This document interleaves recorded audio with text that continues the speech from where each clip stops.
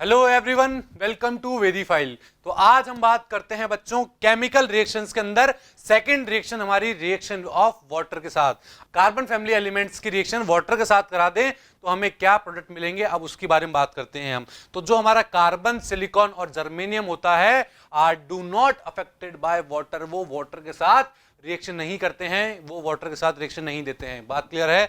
But tin की बात करूं मैं, but tin decompose steam to form dioxide and dihydrogen gas. But अगर टिन की रिएक्शन में वाटर के साथ करा दूं या फिर स्टीम के साथ करा दूं तो फिर क्या मिलेगा मुझे टिन डाइऑक्साइड और हाइड्रोजन गैस बाहर निकलती हुई दिख जाएगी। फॉर एग्जांपल आप देख पा रहे हैं टिन है, उसकी रिएक्शन अगर मैं वाटर के साथ करा रहा हूं तो मुझे SnO2 और H2 गैस बाहर निकलती हुई दिखाई दे रही है। बात क्लियर है। और अगर मैं बात करूं बच्चों किसकी, लेड की मैं बात करूं तो लेड भी अनअफेक्टेड होता है वाटर के साथ, वो एक रिएक्शन नहीं करता है वाटर के साथ। क्यों? क्योंकि वो अपने ऊपर एक प्रोटेक्टिव लेयर का फॉर्मेशन कर लेता है, एक प्रोटेक्टिव ऑक्साइड फिल्म का फॉर्मेशन कर लेता है, जिससे वाटर उसके ऊपर अटैक नहीं कर पाता है बच्चों। बात क्लियर है।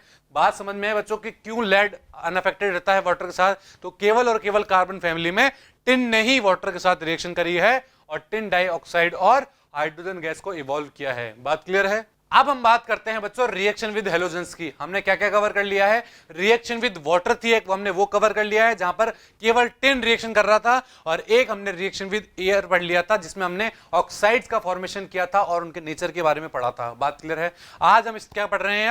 अब हम बात कर रहे हैं बच्चों रिएक्शन विद हेलोजेंस की बात कर रहे हैं। बात क्लियर है।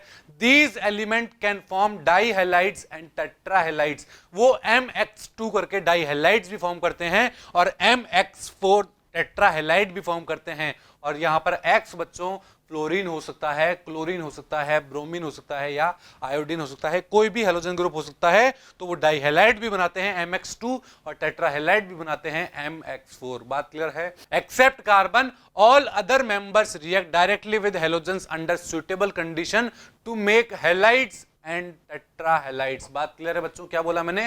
कार्बन के अलावा बाकी जितने भी एलिमेंट है मेरे कार्बन फैमिली के अंदर वो सब डाइहैलाइड भी फॉर्म करते हैं और टेट्राहैलाइड भी फॉर्म करते हैं। बट अगर मैं बात करूं कार्बन की बच्चों तो कार्बन केवल और केवल टेट्राहैलाइड का ही फॉर्मेशन करता है। बात क्लियर है बच्चों यहां तक। Most of the tetrahalides are covalent in nature. बच्चों मैंने क्या बोला? मोस्ट ऑफ द जो टेट्राहैलाइड्स होते हैं मेरे, मतलब MX4 करके जो टेट्राहैलाइड होते हैं वो कैसे होते हैं? वो कोवेलेंट नेचर के होते हैं। But there is a 2 exception. यहां पर 2 एक्सेप्शन है बच्चों। क्या एक्सेप्शन है? 2 कि जो मेरा SnF4 है या फिर मैं कह दूं कि मेरा टिन टेट्राफ्लोराइड है या मैं बोल दूं लेड टेट्राफ्लोराइड है, वो मेरे आयोनिक नेचर के होते हैं। जबकि मैं कार्बन टेट्राक्लोराइड की बात करूं या कार्बन टेट्राफ्लोराइड की बात करूं, उसके बाद मैं सिलिकॉन टेट्राफ्लोराइड की बात करूं या जर्मेनियम टेट्राफ्लोराइड की बात करूं, वो सब मेरे कोवेलेंट नेचर के होते हैं। बात क्लियर है बच्चों।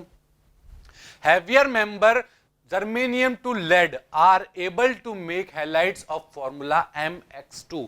जो मेरे हैवियर एलिमेंट्स होते हैं, हैवियर मेंबर होंगे किसके? कार्बन फैमिली के, जैसे जर्मेनियम, टिन, लेड, ये सब क्या होते हैं बच्चों?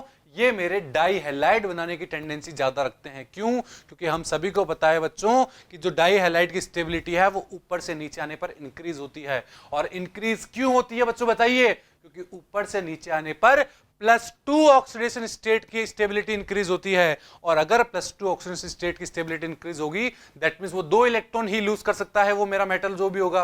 अब वो मेटल 2 ही इलेक्ट्रॉन लूज करेगा तो 2 ही हेलोजन ग्रुप उसके साथ आके जुड़ सकते हैं। इसलिए हमने क्या बोला बच्चों कि किसी भी पीरियड में ऊपर से नीचे आते हैं हम, कार्बन फैमिली के केस में ऊपर से नीचे आते हैं तो हम क्या देखते हैं? वहां पर केवल और केवल MX2 डाइहैलाइड जो होंगे मेरे वही केवल स्टेबल होंगे ऊपर से नीचे आने पर। बात क्लियर है। Considering the thermal and chemical stability, अगर मैं कंसिडर करता हूं थर्मल और केमिकल स्टेबिलिटी को, तो GeX4 is more stable than GeX2। क्या बोला मैंने बच्चों? कि GeX4 is more stable than GeX2। Whereas अगर मैं लेड की बात करता हूं तो lead X2 PbX2 is more stable than PbX4। क्या बोला मैंने बच्चों? अगर मैं स्टेबिलिटी की बात करता हूं तो GeX4 जो है वो ज्यादा स्टेबल होता है GeX2 से।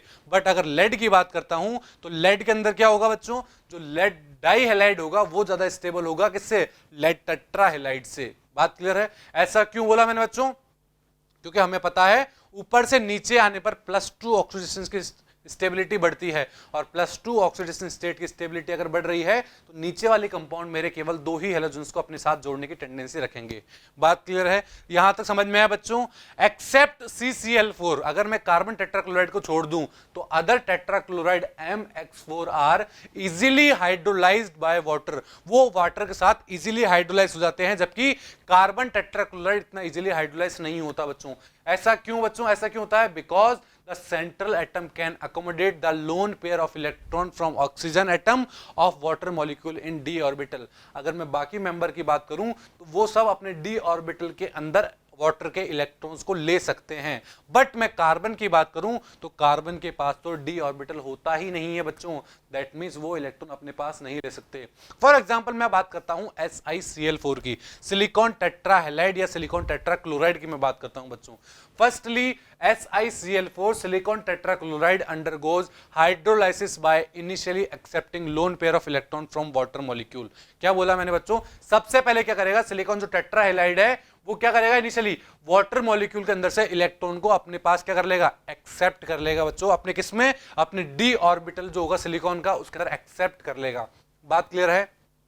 एंड फॉर्म सिलिकॉन Cl3OH, मतलब क्या बना देगा? एक Cl को रिप्लेस करके और वहां पर OH लग जाएगा और एक HCl का मॉलिक्यूल क्या हो जाएगा? बाहर निकल जाएगा बच्चों। बात क्लियर है? क्या बोला मैंने? सबसे पहले वहां पर एक Cl रिप्लेस हो चुका है एक OH के साथ और एक HCl का मॉलिक्यूल बाहर निकल चुका है। And this SiCl3OH reacts with more water molecule and finally form SiOH का whole 4 as a final product, और वो ये फाइनल प्रोडक्ट लास्ट में बना लेगा बच्चों। बात क्लियर है? मैंने क्या बोला? सबसे पहले क्या हुआ था बच्चों? एक सिलिकॉन था मेरा, उसके साथ 4 Cl लगे हुए थे, बट जब हमने उसकी रिएक्शन वाटर के साथ कराई तो एक Cl रिप्लेस हो गया वहां से और क्या आके लग गया? वहां पर OH आके लग गया और एक HCl बाहर निकल गया था। और अगर मैंने इसकी रिएक्शन और वाटर मॉलिक्यूल के साथ कराई तो एक एक करके सारे Cl रिमूव होते हुए दिख रहे हैं मुझे और वहां पर 4 OH आके लग चुके हैं। दैट मींस लास्ट में क्या बना? SiOH4 आके बन चुका है बच्चों एज ए फाइनल प्रोडक्ट।